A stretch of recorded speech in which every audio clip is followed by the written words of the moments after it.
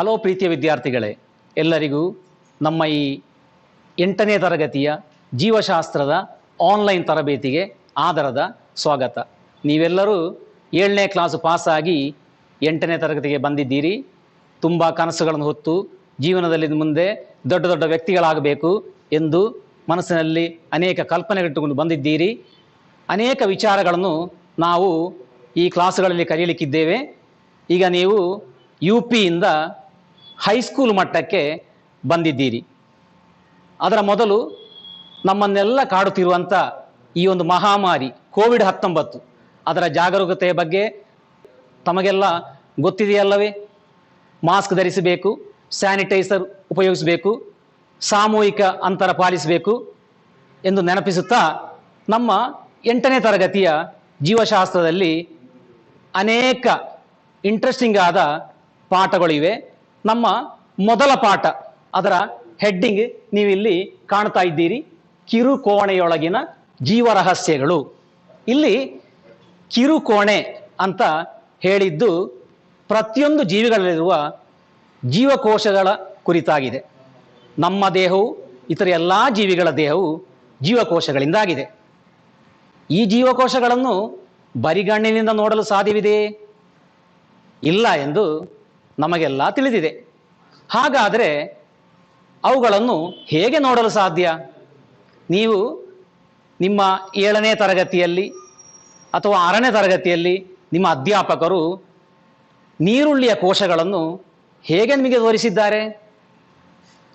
ಮೈಕ್ರೋಸ್ಕೋಪಿನ ಸಹಾಯದಿಂದಲ್ಲವೇ? ನಮ್ಮ ಪಾಠದ ಮೊದಲ ಭಾಗದಲ್ಲಿ ಆ ಟೀಚರ್ ಕ್ಲಾಸಿಗೆ ಮೈಕ್ರೋಸ್ಕೋಪ್ ತರುವಂಥ ದೃಶ್ಯ ಇದೆ. ಅದನ್ನು ನಿಮಗೆ ಇಲ್ಲಿ ಕಾಣಬಹುದು.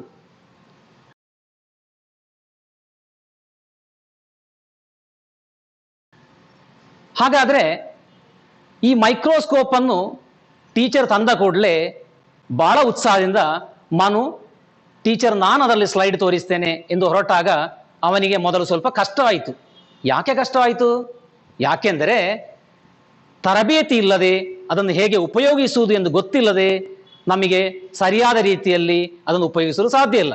ಆದ್ದರಿಂದ ಮೊದಲ ಕ್ಲಾಸಿನಲ್ಲಿ ನಾವು ಕಲಿಯುವುದು ಮೈಕ್ರೋಸ್ಕೋಪಿನ ಭಾಗಗಳು ಮತ್ತು ಅದನ್ನು ಸರಿಯಾಗಿ ಉಪಯೋಗಿಸುವುದು ಹೇಗೆ ಎಂದು. ನಾನು ಇಲ್ಲಿ ಒಂದು ಮೈಕ್ರೋಸ್ಕೋಪ್ ಅನ್ನು ತಂದಿದ್ದೇನೆ. ಇದರ ಪ್ರಧಾನ ಭಾಗಗಳು ಯಾವುದು ಅಂತ ನೋಡುವ. ಈ ಮೇಲೆ ಕಾಣುವ ಈ ಭಾಗವೇ ಐಪೀಸ್. ಇಲ್ಲಿ ಕಾಣುವಂಥ ಈ ಭಾಗವೇ ಆಬ್ಜೆಕ್ಟಿವ್. ಇದನ್ನು ನಮಗೆ ತಿರುಗಿಸಬಹುದು, ಬೇಕಾದಾಗ ತಿರುಗಿಸಬಹುದು. ವಿವಿಧ ವರ್ಧನಾ ಶಕ್ತಿ ಇರುವಂಥ ಲೆನ್ಸ್ಗಳು ಇದರಲ್ಲಿ ಇವೆ. ಕಡಿಮೆ ಪವರಿನದ್ದು, ಹೆಚ್ಚು ಪವರಿನದ್ದು. ಏನಾದರೂ ತೊಂದರೆ ಇದ್ದರೆ ಇದನ್ನು ತಿರುಗಿಸಿ ತೆಗೆದು ನಮಗೆ ಈ ರೀತಿ ತಿರುಗಿಸಿ ತೆಗೆದು ಒಳ್ಳೆಯ ಬಟ್ಟೆಯಿಂದ ಅಥವಾ ಟಿಶ್ಯೂ ಪೇಪರ್ನ ಕ್ಲೀನ್ ಮಾಡಿ ಪುನಃ ನಮಗೆ ಅದಕ್ಕೆ ಸಿಕ್ಕಿಸಬಹುದು. ಇದು ಆಬ್ಜೆಕ್ಟಿವ್ ಎಂದು ಹೇಳುತ್ತಾರೆ.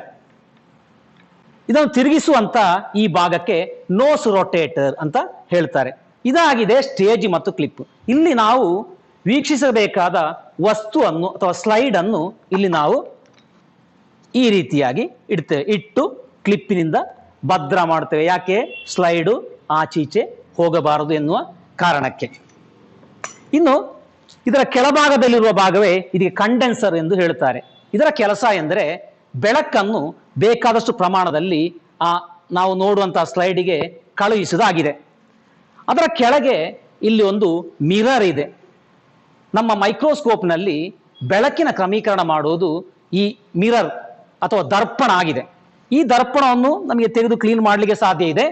ಈ ದರ್ಪಣಕ್ಕೆ 2 ತಲಗಳಿವೆ. ಇದು ಸಮತಲ ಭಾಗ, ಇದು ನತೋದರ ಭಾಗ.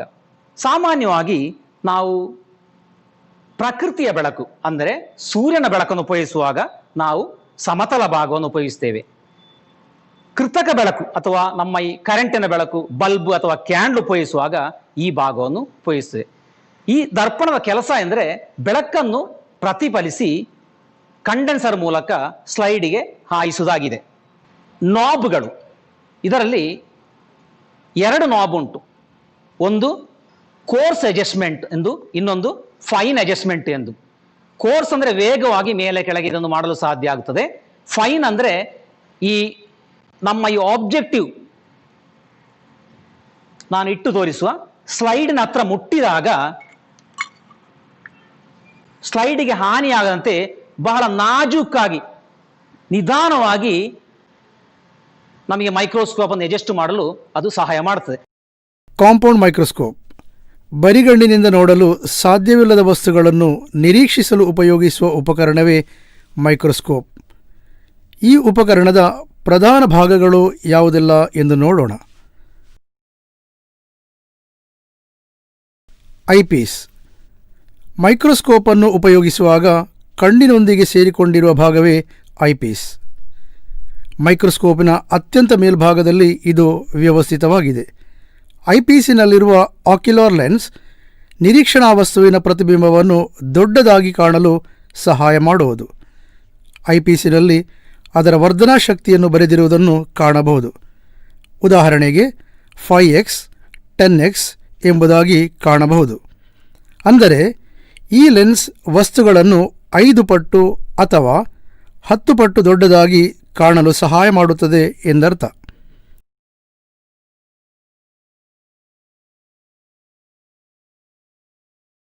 ಬೇಸ್. ಇದು ಮೈಕ್ರೋಸ್ಕೋಪಿನ ಭಾರವಾದ ಭಾಗ. ಇದು ಮೈಕ್ರೋಸ್ಕೋಪಿನ ಎಲ್ಲ ಭಾಗಗಳನ್ನು ಹಿಡಿದಿಟ್ಟುಕೊಂಡಿರುವ ಲೋಹ ಭಾಗವಾಗಿದೆ. Body tube. ಐಪೀಸ್ ಮತ್ತು ತಿರುಗುವ ನೋಸ್ಪೀಸನ್ನು ಒಂದೇ ರೇಖೆಯಲ್ಲಿ ಹಿಡಿದಿಟ್ಟುಕೊಂಡಿರುವ ಭಾಗವೇ body tube. Arm. Body tube ಅನ್ನು ಸ್ಟೇಜ್ ಮತ್ತು ಬೇಸ್ನ ಮೇಲ್ಭಾಗದಲ್ಲಿ ಹಿಡಿದಿಟ್ಟುಕೊಂಡಿರುವ ಭಾಗ. ಆಬ್ಜೆಕ್ಟಿವ್ ಲೆನ್ಸ್ಗಳು. ನಿರೀಕ್ಷಣಾ ವಸ್ತುವಿನೊಂದಿಗೆ ಸೇರಿಕೊಂಡಿರುವ ಮತ್ತು ಬಾಡಿ ಟ್ಯೂಬಿನ ಕೆಳಭಾಗದಲ್ಲಿ ವ್ಯವಸ್ಥಿತವಾಗಿರುವ ಭಾಗವೇ ಆಬ್ಜೆಕ್ಟಿವ್ ಲೆನ್ಸ್ಗಳು. ಪ್ರತಿಯೊಂದು ಆಬ್ಜೆಕ್ಟಿವ್ ಲೆನ್ಸ್ಗೆ ಒಂದು ಟ್ಯೂಬ್ ಹೋಲ್ಡರ್ ಇರುವುದು. ಈ ಟ್ಯೂಬನ್ನು ಮೌಂಟ್ ಎಂದು ಕರೆಯುವರು. ಉದ್ದವಾದ ಮೌಂಟ್ನಲ್ಲಿ ಹೆಚ್ಚು ವರ್ಧನಾ ಶಕ್ತಿ ಇರುವ ಲೆನ್ಸ್ 10x ಮತ್ತು ಚಿಕ್ಕದಾದ ಮೌಂಟ್ನಲ್ಲಿ ಕಡಿಮೆ ವರ್ಧನಾ ಶಕ್ತಿ ಇರುವ ಲೆನ್ಸ್ 5x ವ್ಯವಸ್ಥಿತವಾಗಿದೆ. ಒಂದಕ್ಕಿಂತ ಹೆಚ್ಚು ಯವಗಳನ್ನು ಉಪಯೋಗಿಸುವ ಮೈಕ್ರೋಸ್ಕೋಪ್ಗಳನ್ನು ಕಾಂಪೌಂಡ್ ಮೈಕ್ರೋಸ್ಕೋಪ್ಗಳೆನ್ನುವರು. ನೋಸ್ಪೀಸ್. ಆಬ್ಜೆಕ್ಟಿವ್ ಲೆನ್ಸ್ಗಳು ವ್ಯವಸ್ಥಿತವಾಗಿರುವ ಭಾಗವೇ ನೋಸ್ಪೀಸ್. ತಿರುಗಲು ಸಾಧ್ಯವಿರುವ ಈ ನೋಸ್ಪೀಸನ್ನು ಉಪಯೋಗಿಸಿ ನಿಶ್ಚಿತ ವರ್ಧನಾ ಶಕ್ತಿ ಇರುವ ಲೆನ್ಸನ್ನು ಆಯ್ಕೆ ಮಾಡಿ ಉಪಯೋಗಿಸಬಹುದು. ಸ್ಟೇಜ್. ಇದು ಸ್ಲೈಡ್ಗಳು ಅಥವಾ ನಿರೀಕ್ಷಣಾ ವಸ್ತುಗಳನ್ನು ಇಡಲು ಉಪಯೋಗಿಸುವ ಭಾಗವಾಗಿದೆ. ಸ್ಟೇಜ್ ಕ್ಲಿಪ್ಗಳು. ಸ್ಟೇಜಿನಿಂದ ಸ್ಲೈಡ್ಗಳು ಸ್ಥಾನಪಲ್ಲಟಗೊಳ್ಳದಂತೆ ಮಾಡಲು ಉಪಯೋಗಿಸುವ ಭಾಗಗಳೇ ಸ್ಟೇಜ್ ಕ್ಲಿಪ್ಗಳು. ಸ್ಲೈಡ್ಗಳಲ್ಲಿ ನಿರೀಕ್ಷಣಾ ವಸ್ತುಗಳನ್ನು ಸಂರಕ್ಷಿಸಲಾಗುವುದು. ಮಿರರ್. ಇದು ಸ್ಟೇಜಿನ ಕೆಳಭಾಗದಲ್ಲಿ ಜೋಡಿಸಲ್ಪಟ್ಟಿದೆ. ಇದು ಡಯಾಫ್ರಮ್ನ ಕಡೆಗೆ ಹೆಚ್ಚಿನ ಬೆಳಕನ್ನು ಪ್ರತಿಫಲಿಸುವಂತೆ ಮಾಡಲು ಸಹಾಯ ಮಾಡುವುದು. ಕಂಡೆನ್ಸರ್. ಡಯಾಫ್ರಮ್ನ ಒಳಗಿರುವ ಕಂಡೆನ್ಸರಿಗೆ 39.5 mm ಎಂಬ ನಿಶ್ಚಿತ ಸುತ್ತಳತೆ ಇರುವುದು. ಬೆಳಕನ್ನು ಸ್ವೀಕರಿಸಿ ನಿರೀಕ್ಷಣೆ ಮಾಡುವ ವಸ್ತುವಿನ ಕಡೆಗೆ ಬೆಳಕನ್ನು ಕೇಂದ್ರೀಕರಿಸುತ್ತದೆ. Course adjustment knob. ಬಾಡಿ ಟ್ಯೂಬ್ನ ಸ್ಥಾನವನ್ನು ಕ್ರಮೀಕರಿಸಿ ನಿರೀಕ್ಷಣಾ ವಸ್ತುವಿನ ಕಡೆಗೆ ಆಬ್ಜೆಕ್ಟಿವ್ ಲೆನ್ಸನ್ನು ಫೋಕಸ್ ಮಾಡಲು ಉಪಯೋಗಿಸುವ ದೊಡ್ಡದಾದ ನೋಬ್ಗಳಾಗಿವೆ. Fine adjustment knob. ಬಾಡಿ ಟ್ಯೂಬ್ನ ಸ್ಥಾನವನ್ನು ಸಣ್ಣ ಮಟ್ಟಿಗೆ ಕ್ರಮೀಕರಿಸಿ ನಿರೀಕ್ಷಣಾ ವಸ್ತುವಿನ ಕಡೆಗೆ ಲೆನ್ಸ್ಗಳನ್ನು ನಿಖರವಾಗಿ ಫೋಕಸ್ ಮಾಡಲು ಉಪಯೋಗಿಸುವ ಚಿಕ್ಕದಾದ ನೋಬ್ ಇದಾಗಿದೆ.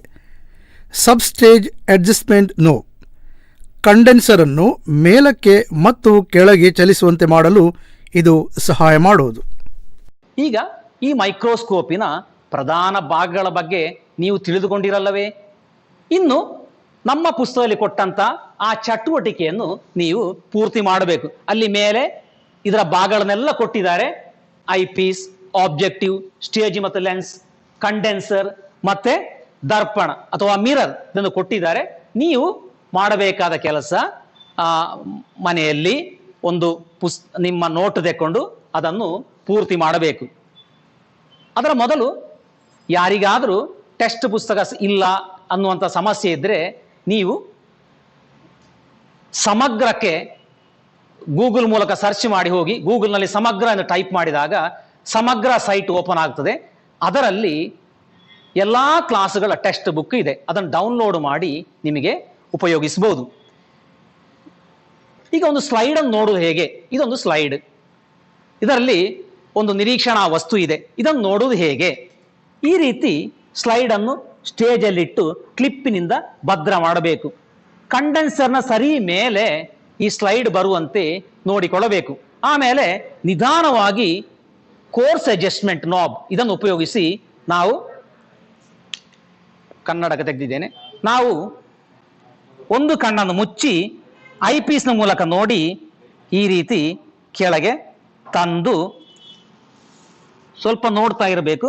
ಆಮೇಲೆ ಸ್ವಲ್ಪ ಮಯಮಯವಾಗಿ ಕಾಣುವಾಗ ಫೈನ್ ಅಡ್ಜಸ್ಟ್ಮೆಂಟ್ ಉಪಯೋಗಿಸಿ ಅದನ್ನು ತಿರುಗಿಸಿ ನಮಗೆ ಚೆನ್ನಾಗಿ ಕ್ಲಿಯರ್ ಆಗಿ ಸ್ಲೈಡ್ ಕಾಣುವಂತೆ ಮೈಕ್ರೋಸ್ಕೋಪ್ ಅನ್ನು ಅಡ್ಜಸ್ಟ್ ಮಾಡಬಹುದು.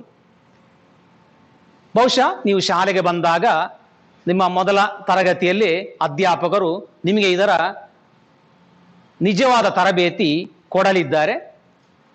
ಈ ಮಾಹಿತಿಗಳನ್ನು ನೀವು ಮನಸ್ಸಲ್ಲಿ ಇಟ್ಟುಕೊಂಡು ಬಂದರೆ ನಿಮಗೆ ಆಗ ಅಧ್ಯಾಪಕರು ಹೇಳುವಂಥ ವಿಷಯಗಳು ಬಹಳ ಸುಲಭವಾಗಿ ಅರ್ಥ ಆಗ್ತದೆ. ಈಗ ನಾವು ಇದೀಗ ಮೊದಲೇ ತಯಾರು ಮಾಡಿದ ಸ್ಲೈಡ್ ಆಗಿದೆ. ನಮಗೆ ಅನೇಕ ಸ್ಲೈಡ್ಗಳನ್ನು ತಯಾರು ಮಾಡಬಹುದು. ಕಾಂಡದ ಛೇದ, ಬೇರಿನ ಛೇದ, ಎಲೆಯ ಛೇದ ಮುಂತಾದ ನಿರೀಕ್ಷಣಾ ವಸ್ತುಗಳನ್ನು ತಯಾರು ಮಾಡುವುದು ಹೇಗೆ, ಅದಾಗಿದೆ ನಮ್ಮ ಮುಂದಿನ ಪಾಠ. ಅಂದರೆ ನಿರೀಕ್ಷಣಾ ವಸ್ತು ತಯಾರಿಸುವುದು ಹೇಗೆ, ಅದರ ಹಂತಗಳನ್ನೆಲ್ಲ ನಮ್ಮ ಟೆಕ್ಸ್ಟ್ನಲ್ಲಿ ಬಹಳ ವಿವರವಾಗಿ ಹೇಳಿದ್ದಾರೆ. ಅದರೊಂದಿಗೆ ನಿರೀಕ್ಷಣಾ ವಸ್ತು ತಯಾರು ಮಾಡಲು ಬೇಕಾಗುವ ಸಾಮಗ್ರಿಗಳೇನು, ಕೆಲವೊಂದು ಸಾಮಗ್ರಿಗಳನ್ನು ನಾನಿಲ್ಲಿ ತಂದಿದ್ದೇನೆ. ಈಗ ಇದಾಗಿದೆ ಪೆಟ್ರಿ ಡಿಶ್. ಇದರ ಒಳಗಿರುವುದು ನಿರೀಕ್ಷಣಾ ವಸ್ತು ಆಗಿದೆ. ಈ ನಿರೀಕ್ಷಣಾ ವಸ್ತುವನ್ನು ನಾವು ಈ ನೀರಿನಲ್ಲಿ ಹಾಕಿಟ್ಟಿದ್ದೇನೆ. ಯಾಕೆ? ಅದರ ಜಲಾಂಶ ನಷ್ಟವಾಗಿ ಅದು ಶುಷ್ಕ ಆಗದಿರಲಿ ಎಂಬ ಕಾರಣಕ್ಕೆ. ಆಮೇಲೆ ನಮಗೆ ವಾಚ್ ಗ್ಲಾಸ್ ಬೇಕು. ಇದರಲ್ಲಿ ಸ್ವಲ್ಪ ನೀರು ಹಾಕಿ ಈ ನಾವು ತೆಗೆದಂಥ ಛೇದವನ್ನು ಆ ನೀರಿನಲ್ಲಿ ಇರುವಂಥ ಸ್ಟೇನಿಗೆ ಹಾಕಿಡಬೇಕು. ಆಮೇಲೆ ಇಲ್ಲಿ ನೀಡಲಿದೆ, ಇದು ಸ್ಲೈಡ್ಗಳು, ಬ್ಲೇಡ್ ಬೇಕು, ಆಮೇಲೆ ಡ್ರಾಪರ್ ಬೇಕು, ಮತ್ತೆ ನಮ್ಮ ಈ ಛೇದವನ್ನು ಹಸ್ತಾಂತರಿಸುವಂಥ ಬ್ರಷ್ ಬೇಕು. ಅದರೊಟ್ಟಿಗೆ ಸ್ಟೈನ್ ಬೇಕು, ಕೆಂಪು ಬಣ್ಣದ ಸ್ಯಾಫ್ರನ್ ಅನ್ನುವಂಥ ಸ್ಟೈನ್ ಬೇಕು. ಈಗ ನಿರೀಕ್ಷಣಾ ವಸ್ತು ತಯಾರಿಸುವುದು ಹೇಗೆ ಅದನ್ನು ಬಹಳ ವಿವರವಾಗಿ ನಮ್ಮ ಟೆಕ್ಸ್ಟ್ನಲ್ಲಿ ಹೇಳಿದೆ. ಅದರೊಂದಿಗೆ ಒಂದು ವಿಡಿಯೋನು ಕೂಡ ಅದರೊಟ್ಟಿಗೆ ನಿಮಗೆ ತೋರಿಸಲಾಗ್ತದೆ. ಆಗ ಇದು ಬಹಳ ಸುಲಭದಲ್ಲಿ ನಿಮಗೆ ಅರ್ಥ ಆಗ್ತದೆ. ನಾನೀಗ ಅದರ ಛೇದ ತೆಗೆಯುವುದು ಹೇಗೆ ಅಂತ ಒಂದು ನಿಮಗೆ ತೋರಿಸಿಕೊಡಲಿದ್ದೇನೆ. ಇದನ್ನು ನಾವು ಛೇದ ತೆಗೆಯುವುದು ಹೊಸ ಬ್ಲೇಡ್ ಉಪಯೋಗಿಸಿ ಆಗಿದೆ. ಹಾಗೆ ತೆಗೆಯುವಾಗ ಬಹಳ ಜಾಗರೂಕತೆ ಮಾಡಬೇಕು. ಮನೆಯಲ್ಲಿ ಯಾರು ಇದನ್ನೀಗ ಪ್ರಯತ್ನಿಸಬೇಡಿ. ನಮ್ಮ ನಿಜವಾದ ತರಗತಿ ಶಾಲೆಯಲ್ಲಿ ಆರಂಭವಾದ ಕೂಡಲೇ ನಿಮ್ಮ ಅಧ್ಯಾಪಕರು ನಿಮಗೆ ಇದನ್ನು ತೋರಿಸಿ ಕ್ಲಾಸ್ನಲ್ಲಿ ಗುಂಪು ಮಾಡಿ ಒಂದು ಪ್ರಾಯೋಗಿಕ ತರಗತಿ ಅಥವಾ ಪ್ರಯೋಗ ಶಾಲೆಯಲ್ಲಿ ಮಾಡಲಿದ್ದಾರೆ, ಪ್ರಾಕ್ಟಿಕಲ್ ಶಾಲೆಯಲ್ಲಿ ಮಾಡಲಿದ್ದಾರೆ. ಆಗ ನಿಮಗೆ ಪ್ರಯತ್ನಿಸಬಹುದು. ಮನೆಯಲ್ಲಿ ಯಾರು ಇಲ್ಲದಾಗ ಇದನ್ನು ಪ್ರಯತ್ನಿಸುವುದು ಬೇಡ. ಕೈಗೆ ಬ್ಲೇಡ್ ಎಲ್ಲ ತಾಗಿದ್ರೆ ಕಷ್ಟ ಆಗ್ಬೋದು. ಆದ್ರಿಂದ ಎಲ್ಲ ಮಕ್ಕಳು ಜಾಗರೂಕತೆ ಮಾಡಿದಿರಲ್ಲವೇ. ಈಗ ನಾವು ಹೇಗೆ ಈ ನಿರೀಕ್ಷಣಾ ವಸ್ತುವನ್ನು ಹಿಡಿಬೇಕು ನೋಡಿ. ಈ ರೀತಿ ನಾನು ಹಿಡಿದಿದ್ದೇನೆ, ಈ ರೀತಿ ಹಿಡಿಯಬೇಕು. ಆಮೇಲೆ ಬ್ಲೇಡ್ ಅನ್ನು ನೋಡಿ, ನಾನು ಈ ರೀತಿ ಹಿಡಿದಿದ್ದೇನೆ. ನಂತರ ಮೆಲ್ಲ ಬ್ಲೇಡ್ ಅನ್ನು ಈ ರೀತಿ ಇಟ್ಟು ನಿಧಾನವಾಗಿ ಈ ರೀತಿ ಜಾರಿಸಬೇಕು, ನಿಧಾನವಾಗಿ. ಹಾಗೆ ಆ ಸಿಕ್ಕಿದಂತಹ ಛೇದಗಳನ್ನು ವಾಚ್ ಗ್ಲಾಸ್ನ ನೀರಿಗೆ ಹೀಗೆ ಹಾಕಬೇಕು.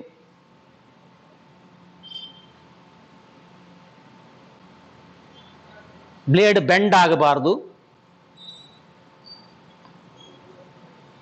ಬೆರಳು ಕೂಡ ಬೆಂಡ್ ಆಗಬಾರದು, ನಮ್ಮ ನಿರೀಕ್ಷಣಾ ವಸ್ತು ಕೂಡ ಬೆಂಡ್ ಆಗಬಾರದು. ಈ ರೀತಿ ತೆಗೆಯುವಾಗ ನಮಗೆ ಬಹಳ ತೆಳುವಾದ ಛೇದ ಲಭಿಸ್ತದೆ. ಅದರಿಂದ ಪೂರ್ತಿಯಾಗಿರುವ ತೆಳುವಾದ ಒಂದು ಛೇದವನ್ನು ಬ್ರಷ್ನ ಸಹಾಯದಿಂದ ಈ ರೀತಿ ನೋಡಿ, ಈ ರೀತಿ ಜಾಗರೂಕತೆ ತೆಗೆದು ನಮ್ಮ ವಾಚ್ ಗ್ಲಾಸ್ನಲ್ಲಿರುವ ಈ ಸ್ಟೈನಿಗೆ ಹಾಕಬೇಕು. ನಾನೀಗ ಇದರಲ್ಲಿ ಸ್ಟೈನ್ ಹಾಕಲಿಲ್ಲ, ನಾವು ಕ್ಲಾಸ್ನಲ್ಲಿ ಮಾಡುವಾಗ ಸರಿಯಾದ ರೀತಿಯಲ್ಲಿ ಮಾಡಬಹುದು. ಸ್ಟೈನ್ ಇಲ್ಲಿದೆ, ಸ್ಟೈನ್ ಹಾಕಲಿಕ್ಕೆ ನಾವು ಡ್ರಾಪರ್ ಉಪಯೋಗಿಸಬೇಕು.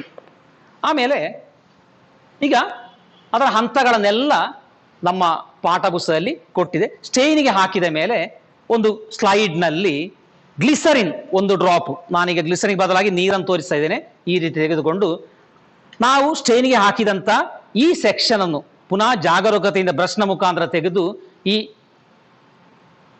ನಮ್ಮ ಸ್ಲೈಡ್ಗೆ ಹಸ್ತಾಂತರಿಸಬೇಕು.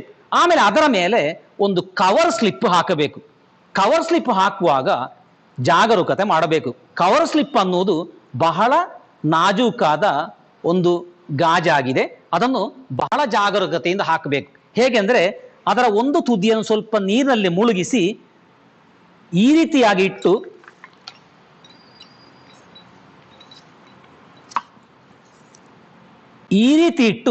ನಿಧಾನವಾಗಿ ಅದನ್ನು ನೀರಿನ ಗುಳ್ಳೆ ಬರದಂತೆ ನಿಧಾನವಾಗಿ ಇಳಿಸಬೇಕು.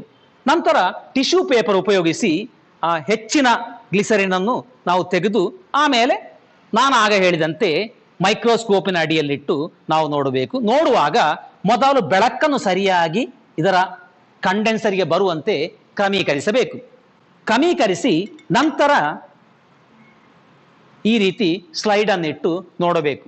ಈಗ ಕಂಡೆನ್ಸರ್ನ ಒಳಗೆ ಇನ್ನೊಂದು ಭಾಗ ಇದೆ, ಡಯಾಫ್ರಮ್ ಎಂದು. ಅದನ್ನು ನೋಡಿ, ಈ ಲಿವರ್ ಉಪಯೋಗಿಸಿ ನಮಗೆ ಬೆಳಕು ಬೇಕಾದಷ್ಟೇ ಪ್ರಮಾಣದಲ್ಲಿ ಈ ಸ್ಲೈಡಿಗೆ ಬೀಳುವಂತೆ ಮಾಡಬಹುದು. ಹೀಗೆ ಇಟ್ಟು ನಾವು ಈ ಸ್ಲೈಡನ್ನು ನಿರೀಕ್ಷಣೆ ಮಾಡಬೇಕು. ಇದರ ಒಂದು ಸರಿಯಾದ ವಿಡಿಯೋ ನಿಮಗೆ ಸ್ಕ್ರೀನ್ನಲ್ಲಿ ತೋರಿಸಲಾಗುತ್ತದೆ.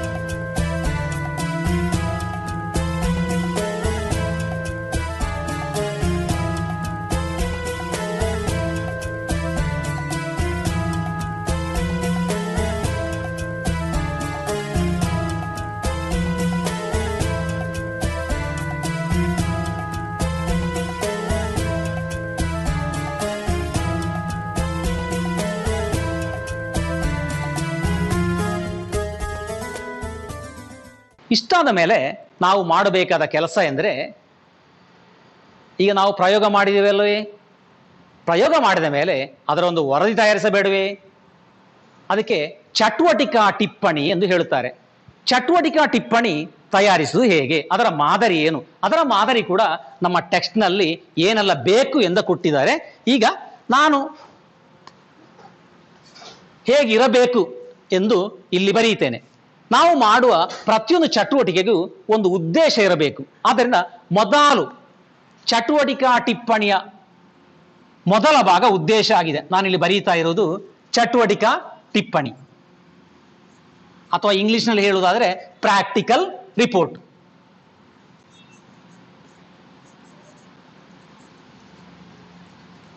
ಚಟುವಟಿಕಾ ಟಿಪ್ಪಣಿ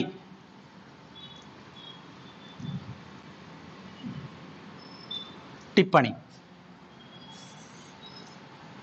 ಇದನ್ನು ನಿಮ್ಮ ನೋಟ್ಬುಕ್ನಲ್ಲಿ ಬರೀಬೇಕು. ಈಗಲೇ ನಿಮಗೆ ಇದನ್ನು ನೋಡಿಕೊಂಡು, ವಿಡಿಯೋ ನೋಡಿಕೊಂಡು ಬರೀಬಹುದು. ಆಮೇಲೆ ಶಾಲೆಗೆ ಬಂದ ನಂತರ ನಿಮಗೆ ಒಂದು ಪ್ರಾಕ್ಟಿಕಲ್ ಅಲ್ಲಿ ಮಾಡಿ ನಿಮ್ಮ ಟಿಪ್ಪಣಿ ಸರಿಯಾಗಿದೆ ಎಂದು ನಿಮಗೆ ತುಲನೆ ಮಾಡಬಹುದು. ಅದರಲ್ಲಿ ಬೇಕಾದ ಹಂತಗಳು ಯಾವುದಂತೇಳಿ, ಚಟುವಟಿಕಾ ಟಿಪ್ಪಣಿಯಲ್ಲಿ ಏನೆಲ್ಲ ಬೇಕು? ಒಂದು ಉದ್ದೇಶ.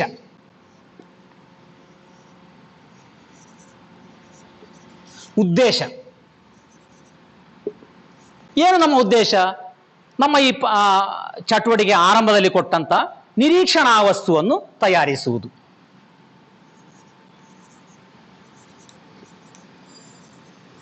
ನಿರೀಕ್ಷಣಾ ವಸ್ತು ತಯಾರಿಸುವುದು. ನಿರೀಕ್ಷಣಾ ವಸ್ತು ತಯಾರಿಸುವುದು. ತಯಾರಿಸುವುದು. ಆಮೇಲೆ ಎರಡನೆಯದು ಅಗತ್ಯವಾದ, ಇದಕ್ಕೆ ಏನೆಲ್ಲ ಬೇಕು, ಅಗತ್ಯವಾದ ಸಾಮಗ್ರಿಗಳು. ಈ ನಿರೀಕ್ಷಣಾ ವಸ್ತು ತಯಾರಿಸಲು ನಮಗೆ ಏನೆಲ್ಲ ಬೇಕು? ಅಗತ್ಯವಾದ ಸಾಮಗ್ರಿಗಳು.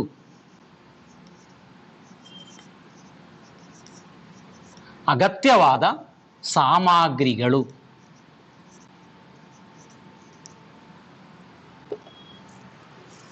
ಈಗ ಇಲ್ಲಿ ಏನೆಲ್ಲ ಇದೆ? ಏನೆಲ್ಲ ಸಾಮಗ್ರಿಗಳು ಬೇಕು?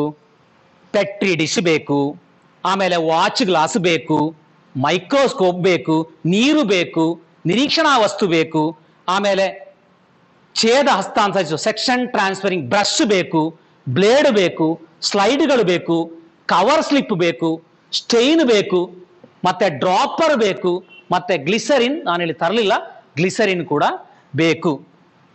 ಮತ್ತೆ ನೀರು ನಮಗೆ ಹೊರಗಿನ ತರಬಹುದು, ಇಲ್ಲದ್ರೆ ನೀರು ತರಲಿಕ್ಕೆ ಅಂತಲೇ ನಮ್ಮ ಪ್ರಯೋಗಾಲಯದಲ್ಲಿ ಬಾಟ್ಲಿಗಳಿವೆ, ಅದಕ್ಕೆ ವಾಶ್ ಬಾಟ್ಲ್ ಎಂದು ಕರೆಯುತ್ತಾರೆ. ಆ ವಾಶ್ ಬಾಟ್ಲ್ ಕೂಡ ಬೇಕು.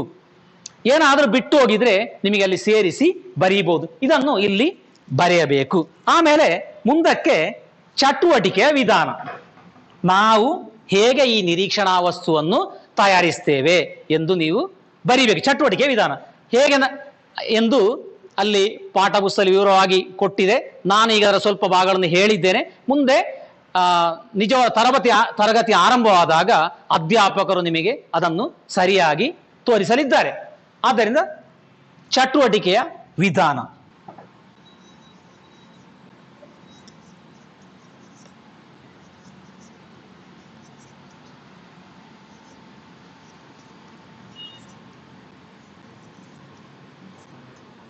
ವಿಧಾನ ನೀವು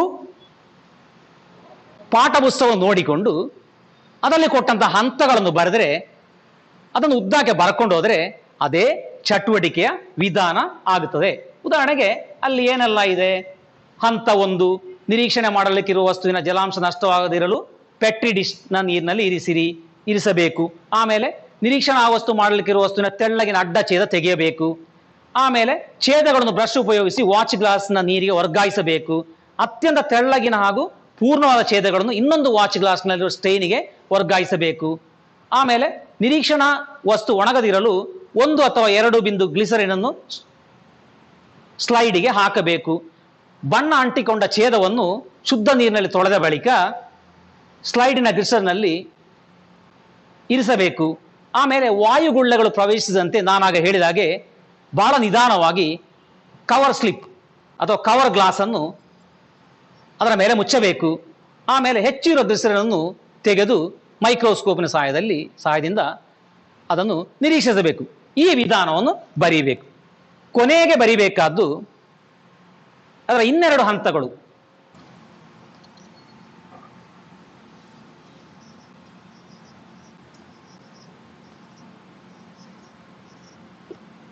ನಿರೀಕ್ಷಣೆ ಅಂದರೆ ನೀವು ಏನನ್ನು ನಿರೀಕ್ಷಣೆ ಮಾಡಿದ್ದೀರಿ. ನೀವು ಛೇದವನ್ನು ಈ ಮೈಕ್ರೋಸ್ಕೋಪ್ನ ಅಡಿಯಲ್ಲಿಟ್ಟು ನೋಡಿದಾಗ ನಿಮಗೆ ಆ ಛೇದದಲ್ಲಿ, ನಾವೀಗ ಇಲ್ಲಿ ತೆಗೆದದ್ದು ಕಾಂಡದ ಛೇದ ಆದ್ದರಿಂದ ಅನೇಕ ಜೀವಕೋಶಗಳು ನಿಮಗೆ ಅದರಲ್ಲಿ ವಿವಿಧ ರೀತಿಯ ಜೀವಕೋಶಗಳು ನಿಮಗೆ ಅದರಲ್ಲಿ ಕಂಡು ಬಂದಿದೆ. ಆಗ ನೀವು ಬರಿಬೇಕಾದ್ದು ವಿವಿಧ ರೀತಿಯ ಜೀವಕೋಶಗಳು ಕಂಡು ಬಂದವು. ಹಾಗಾದ್ರೆ ನಿಮ್ಮ ನಿಗಮನ ಏನು? 5ನೇದು ನಿಗಮನ.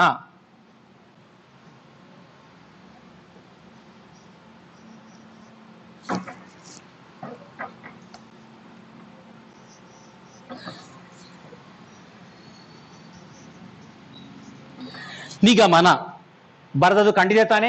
ಒಂದು ವೇಳೆ ಕಾಣದಿದ್ರೆ ಅದರ ಭಾಗವನ್ನು ನಿಮಗೆ ತೋರಿಸಲಾಗ್ತದೆ. ನಿಗಮನ ಏನು ನಿಗಮನ? ಇದರಿಂದ ನಾವು ಏನು ಅರ್ಥ ಮಾಡಿಕೊಳ್ಬಹುದು? ಎಲ್ಲ ಜೀವಿಗಳ ಶರೀರವು ಅಥವಾ ದೇಹವು ಜೀವಕೋಶಗಳಿಂದಾಗಿದೆ ಎಂಬ ನಿಗಮನವನ್ನು ನೀವಲ್ಲಿ ಬರಿಬೇಕು.